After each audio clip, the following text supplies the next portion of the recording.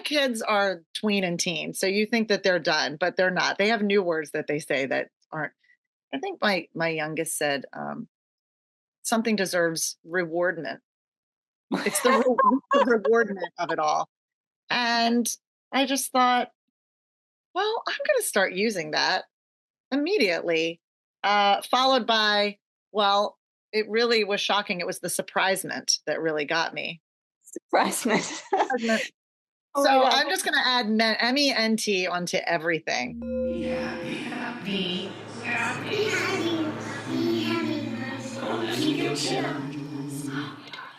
Welcome back, Mama fans. Today we have award-winning writer, director, actor Kira Powell joining us.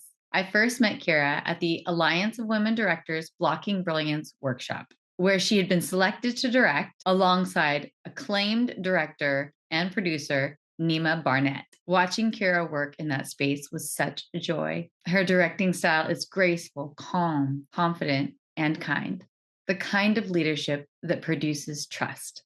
I had the chance to sit next to Kira that evening, and our conversation about creativity, honesty, and trust flowed so beautifully I felt like I had known her for years. It was clear right away that Kira is making films that are so powerful and with a view of the world that I and a lot of people really need to see. And when Cher and Shelly interviewed Kira, they felt the exact same thing.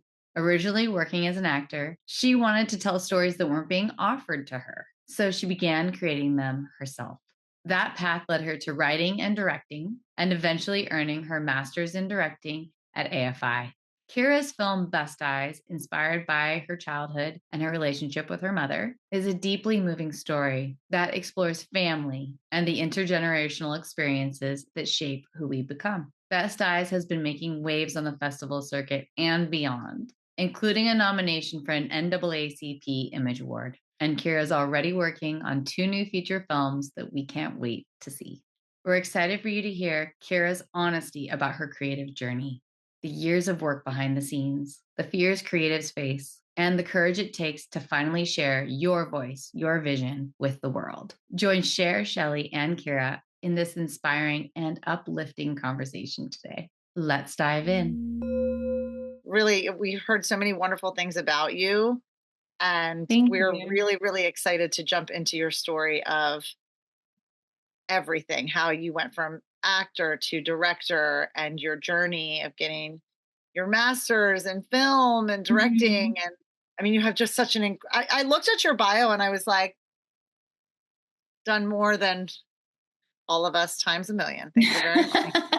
Like you are, I looked at it, I just thought it's like a train just like blazing through, and it's so cool. We really are so inspired by your creativity. And so I don't even know where to even dive in. Do you want to talk a little bit about you and how you got to where you are? I mean, all this stuff that you're mentioning really is just like a culmination of like so many years behind the scenes, and then when you get like some sort of visibility, it might like feel like it's all just happening now. At least that's how I feel. But I've been like creating my whole life basically. But the one thing that like is different now is that like I have more bravery to share. So it's like now I'm putting myself out there more, and putting my work out there. And I think that's what's making the difference is like I was hiding a lot. Was that just like, is that something that comes with age, or is that something that you just felt like is super inspired to just go for it? Yeah, both. I think like for me, I was working as an actor. It was also very like difficult to like book a lot of roles that I felt, were right for me. And I wanted to like go out for stuff that I felt like I could do, but I wasn't getting those opportunities. And for me, like filmmakers always really inspired me, especially like writer directors, just making their own work and creating. And it was difficult for me to like start writing. So I had to like, look inward into myself, like, what's the block? Like, why am I not writing? And I know like a lot of creatives and artists like have read The Artist's Way and like different books to like help us. And that book I did twice the whole program, and it Artist's Way. really like That's like that's like a must do. It's like taking your vitamins, do the Artist's Way. Check. Yeah. yeah, I mean, yeah, I and the did that morning like pages. years ago. Years ago, I did the Artist Yeah. Way. Oh, nice. Yeah. Yeah, I feel like that. I mean, there's something to that program because I've talked to so many people like that it also helped unblock them. Yeah. So I mean, there's something to it. So I did it twice, and yeah, like the just writing everything down in the morning, Mm-hmm. like started my writing. So it's like, okay, this doesn't have to be perfect because it's like perfectionism that stops, at least for me. And a lot of people can like relate to that. It's like, well, I don't want to put anything out there that's not perfect. That's So your that's block like, is perfectionism. yeah, That's like your block. Yeah. yeah. And it felt like scary to like, yeah, be judged by my work when I didn't feel like, oh, this is what I want everybody to see. Mm, And it will never be that way. I realized like you just right. have to put it out Right. there. Yeah. It's like you can't please the whole room. Like you just have to put it out there and with your Yeah, best intent. exactly. So it's like, what is the fear? And I identified my fears of like, yeah, fear of judgment, fear of like rejection, and most of all, fear of being seen. Mm, So yeah, like going through like therapy, and I also did like breath work therapy. Was like, it was new to me, but I did it and it was like very helpful. And just being able to like know yourself better. Like these things like help you go inward. And there's like I was just using tools that we have that are available, but I was just like I didn't know about them. mm-hmm. And so like all these things together, yeah, it helped me write. And like before I started writing, I was doing a lot of like commercials. So I got in like commercial acting, which is great for pay, but like creativity wise, Yeah. I wasn't like Right. really Yeah. fulfilled. But I also did a lot of like theater. I joined a theater company, and that's where I felt like, wow, like I really love theater, like so much, Did like you to go be to able to school like, for theater or no? no, no, this was all, I went to school for mass communications, and Me music. too, girl. Oh, really nice. Do they still call it that? Because I always thought that it was like mass communications. It's just what you called it in 1990s and I whatever. think Did like they? yeah, I think there's some, it's mass communication, mass comm or communications, but mine was like just so broad. And I went to a liberal arts school too, so it wasn't very specific. And Yeah. that's why I felt like I didn't know like which lane. Yeah. I just knew that like, yeah, I had a, a desire to be like in at least television production or film Yeah. production. There was no like film division like at my school, so that's why I went in that direction. But I always grew up in the arts, though. I did Yeah. music.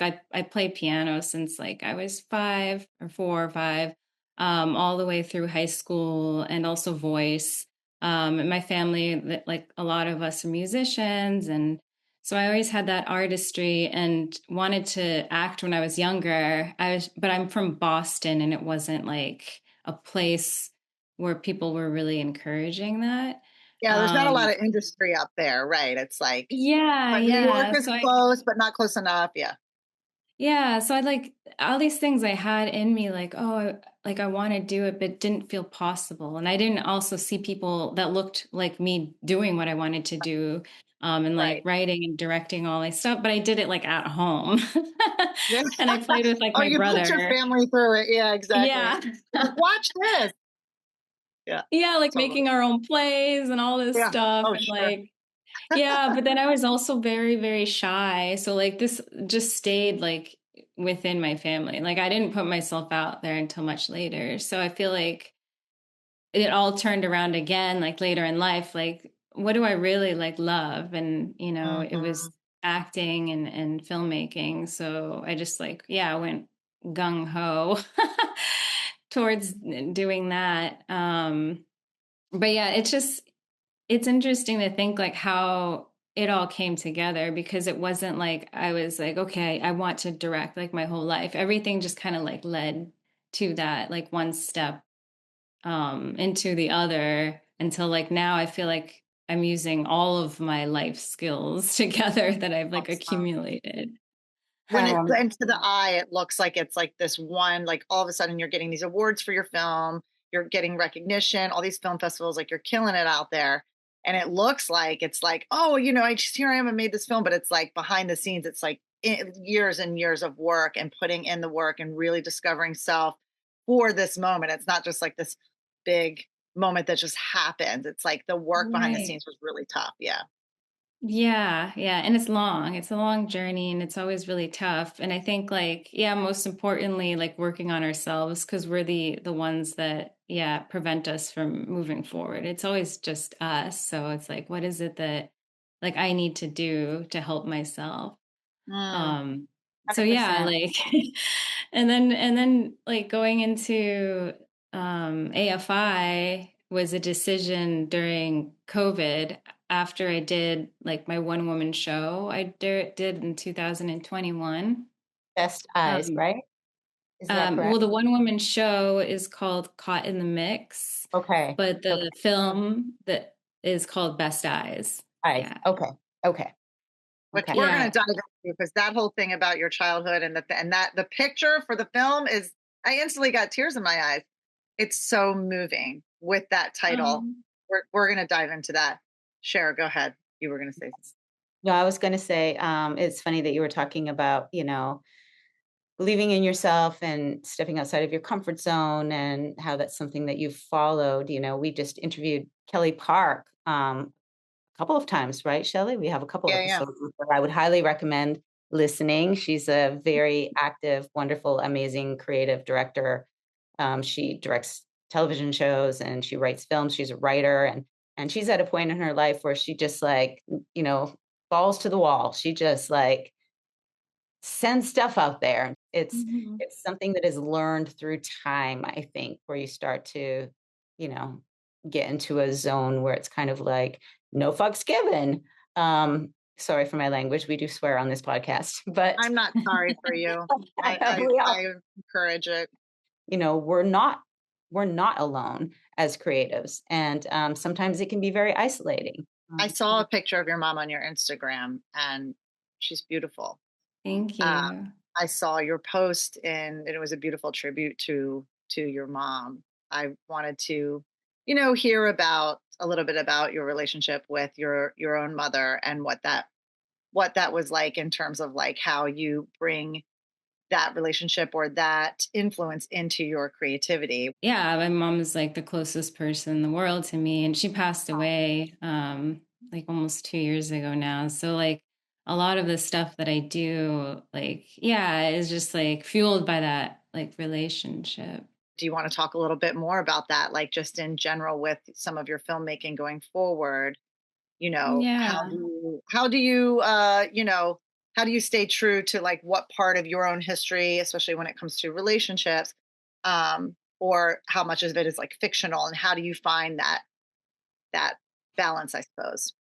Yeah, like my mom and I were very, very close, and it was like just like this closeness that had nothing to do with like the outside world. It's kind of like my work is about like love, but what happens like with love when you're in like a high pressure environment, especially like as an immigrant. She was an immigrant, and not having that kind Was of she from like, Ecuador, Kira? I'm sorry to yes, interrupt. Was she from Ecuador? yes. Okay. hmm but like not having the foundation as as an immigrant trying to find like her place here, and being like it's just so very difficult, not speaking the language, not having like a grounding or a lot of social support. And especially like race in America is like a huge thing here. In her country, it's not obviously like she's part of the majority, so didn't have to like think about that so much. But coming here, it was like difficult for her to like even know how to identify herself, and how to identify us, like her children. So like bringing like the racial aspect to it and being like a different race than my mom was what made it difficult, if that makes any sense. And like her just like, yeah, not knowing, I think it's like pretty common with mixed race families. It's like, how do you like raise like a mixed daughter or son in this environment? Because it's like, it's society and where we live that makes it complicated, and not like the relationship itself. So it's kind of like, how do you deal with that? Like if you have like a close bond and love, but you're like put in this situation. And like Yeah. a lot of Yeah. like, yeah, like my work has to do with that, because I was able to like, because when other people hear it, it's like, oh, like the mom's Latina and she's like mixed, but she's thinking, like that she's also more closer to like whiteness, or like, how did that happen? And it talks about like generational like internalized racism that's passed down, like even like in her culture. And yeah, in my dad's culture too, he's African American, and it's like, how do you raise your children in the society to be like completely confident in themselves, because you have to like really put that first, because it's difficult here. So that's the kind of stuff that I explore, like mixed in with the relationship. It's like, oh, the beauty standards, like the, proximity to whiteness is better, as assimilation in order to survive. And it is really all like survival tactics. It's like, we want the best for your child. And if the best here looks like, oh, being, closer to being in white Yeah. schools, or being closer to white Right. people, like you get more privilege and advantages, then how are you not going to want that for your child? So that's where it gets like complicated. And Yes. like, yeah, there's a lot of like judgment, and like, people can see that and make their own judgment. But for me, being like on the inside, like having the understanding of my mom and having an understanding of what I went through, um, is what brings like the complexity to my work. But yeah, it's not like autobiographical, but it's like that theme that I use in my in Like my that's the work. fun of it. Yeah. And then yeah. Thank you for sharing that. That is really layered and really personal. And I Mhm. imagine with that, with what you're, putting in conversation and putting in your work, highlighting conversations that might have been happening in home, but obviously not happening in society, because in society, it's exactly what you were saying, is how to, manage the labeling that goes on and the advantages and disadvantages of that. But thank you for sharing that, because I feel like it's, you're talking about things that are difficult to talk about, but the brilliance of you putting it into your work and finding a way to, is it healing for you to do that? Do you feel, is this like healing for you to actually do this? Yeah, yeah. I mean, that's what my one woman show was about. And like it brought up a lot of stuff that I felt like I needed to talk to my mom about. And like I talked to her. So it was like really nice to have those conversations, and just going back to our past. I say our past because it's like when we were growing up, she was growing up with me, and because she was Yeah, new here, and she yeah, even like learned English through like watching like TV with me and my brothers, that's like good. just like, Yeah. yeah, like learning it all together. But it was like a very difficult like time in her life, and now like I was like a few years ago, yeah, during like COVID era, like she like was not feeling very well, just like mentally, and like just going back to like when she first moved to this country, and like how much trauma that was for her, and like that's really what she kept in her body and in like her soul this whole time.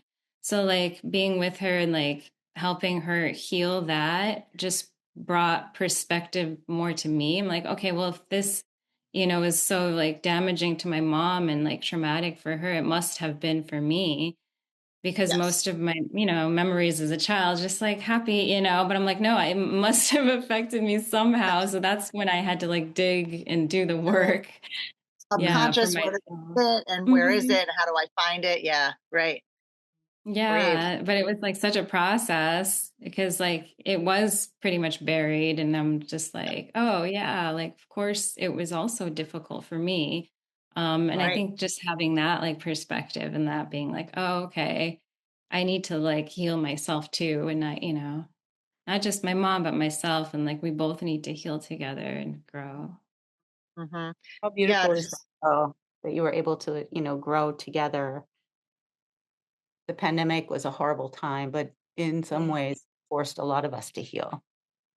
Mm. Yeah, I know. There's so many different stories from that pandemic. And like, also like Mhm. the George Floyd protests happened like at that Yep. time too. And that Right. also like Yeah. brought up stuff in me because I was like, wow, like, yeah, I understand, obviously, like, I have been a victim of racism too, just being like living in this country. And then, but also, I also felt guilty in a way, like, for perpetuating that, even if it was like unconscious, like, I felt like it was like a mix of those two emotions. So that's what Mm. brought like that awareness to me. I was like, okay, there's something like that I still need to like heal from my past.